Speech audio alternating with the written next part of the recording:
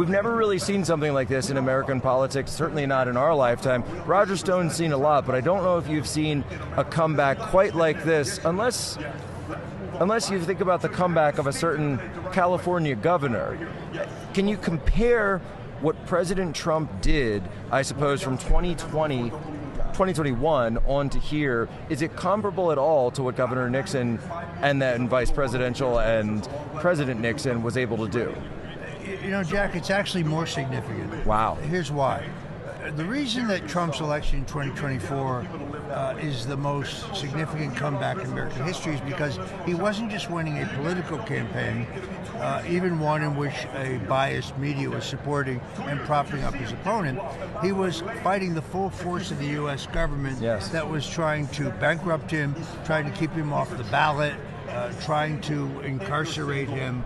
And in Butler, Pennsylvania. And trying to kill him. Yes. So while Nixon does, after the 72 election, face a tsunami of lawfare that ultimately removes him, and he did carry 49 to 50 states, so it's a more sweeping victory, but the forces he overcame were not as significant. Well, and if we had if America had the specific demographics of that age, I mean, I would imagine that the statewide victory would have possibly been 49 or more.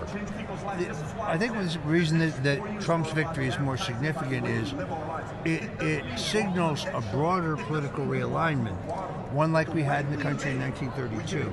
So up until 1932, the vast majority of African Americans voted Republican. Yes. Because of the role of Lincoln and the Republican Party, the Emancipation. Lincoln freed the slaves. In 1932, a majority of blacks still voted for Herbert Hoover over Franklin Roosevelt. But by 1936, because of Hoover's anemic response to the Great Depression, blacks become Democrats because of the social programs of the New Deal, and they don't come back until 2024 when Trump begins to make significant inroads. Well, and the New Deal itself and FDR's coalition becomes known as the New Deal Coalition for the next 50 years. So then again, in 1968, we have another realignment.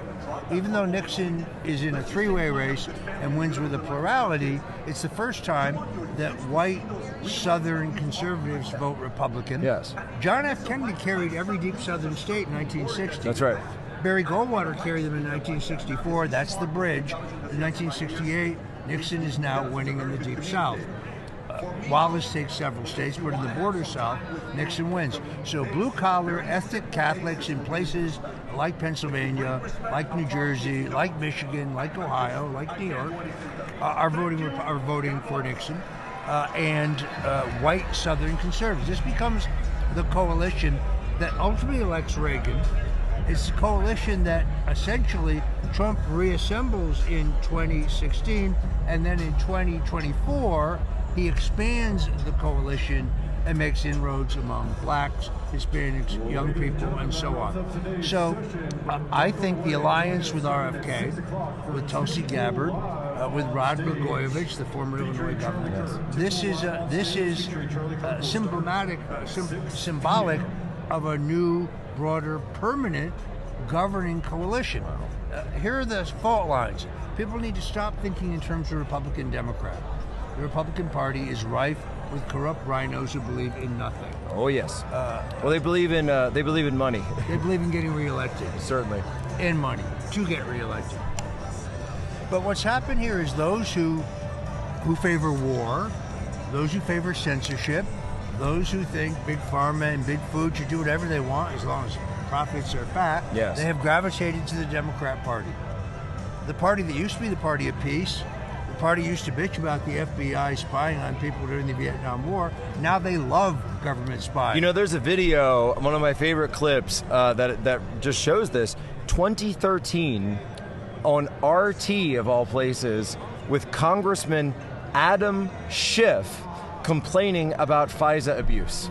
Oh, look, there's a great video of Maxine Waters complaining about the CIA trafficking cocaine into Mena, Arkansas, and selling it to finance the Contra's resistance to communism in Central America. Roger, remind me, who was the governor of Arkansas when that was going on? Well, you see, can't remember his name. First, they tried to bring the cocaine into Louisiana, Right. but the Louisiana State Police wouldn't allow it. Okay. Then they tried to bring it into Texas, but the Texas Rangers were like. So they went North Louisiana. Then they found a friendly governor. I think his name was Bill Clinton. William Jefferson Blythe Clinton. And he was willing to take a payoff.